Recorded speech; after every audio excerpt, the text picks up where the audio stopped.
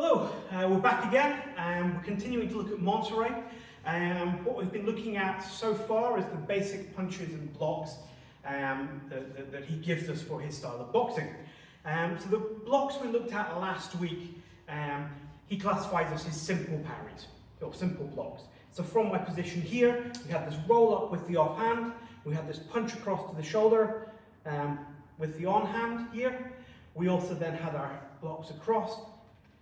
We have our blocks down, and we have our covers just in case something's coming around the side.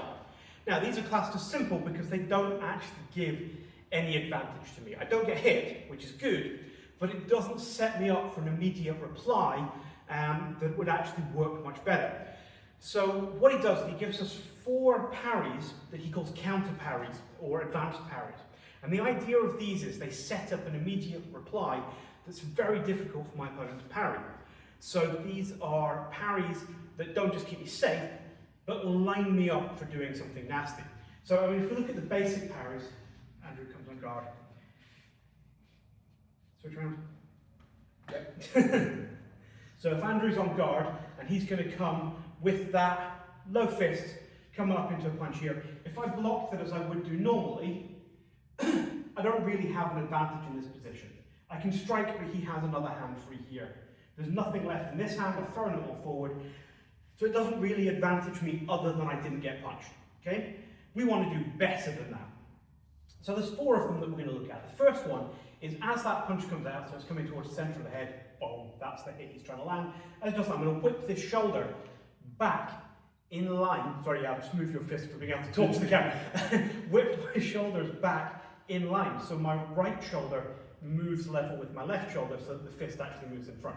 Now, that's a bit of a ballsy move and we're not going to do that, so what we're going to do is as I do that, I'm also going to whip this hand back so that as if I do it really slowly, slow motion as it comes out, my shoulder goes back and this hand comes up to guard that inside line. As soon as I've got that, I'm going to rearrange the fist so I then slide back down his own arm into his chin. Yeah? The advantage of this is I'm doing it against here, where it's very hard for him to really parry or do anything with, yeah, with that other hand. So the attack comes in, I'm going to twist and block, and then send it straight back. And all that power is coming from my hips. Throw my hips back, boom, throw my hips forward, and I can get contact there very quickly, okay? Second one we're going to look at is, again, punch coming in. Now, instead of taking it again across on this side, what I'm going to do is circle my hand under and slap it to the inside. Yeah? So punch comes in, and from there you can see I have a clear strike down this entire side of the body, which he can't really do much about. If I want a little more control over it, I'm going to hold on to it. Bam! It's going to give me a weaker hit, but I absolutely know where that fist is. And if I was so inclined, this is then going to lead me into grappling where I have control of that initial limb. Next one, we're going to do the same thing, but kind of on the other side. So when it comes out, I'm going to catch it with this offhand, and again, I can bring it out here, and as you can see, I can almost pull him onto that fist coming up. Yeah? Or I can just slap it out the way here. Yeah? There's nothing here now. He's going to struggle to parry with that side in the length of time it takes me to sink in quite a solid blow into the ribs. Okay? So, I can pull back and punch, I can slap it this way, I can slap it this way. The other one is I'm actually going to slap it that way again, but with the other hand. So what I'm going to do here is as the fist comes out, I'm going to take this hand and I'm going to lean back to buy myself more time. Yeah? I need more time to do this technique, so I'm going to do it by collapsing that back leg and my whole body moves away.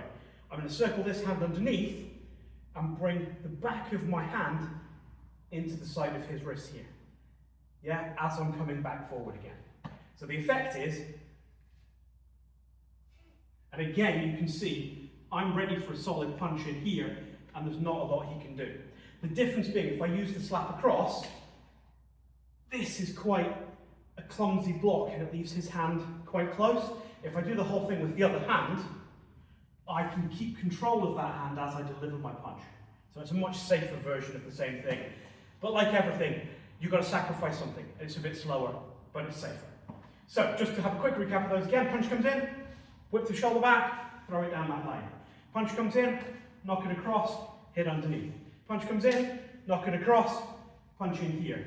Punch comes in, take it to that side, punch down here. So he has these counter parries that he says are really what his game should be all about. The other parries should be there as a default when things go wrong, but it's the counter parries you should be predominantly trying to use to gain that advantage over your opponent. Anyway, next week we're going to have a quick look at feigning, where we're going to be looking at how we actually start trying to get around some of these blocks. And then really we've only got a couple of sessions left on some voiding, some slipping we need to look at, and some throws. So we'll get through this in the next few weeks, but hopefully you found it interesting so far, and today all made sense to you. So until next week, take care.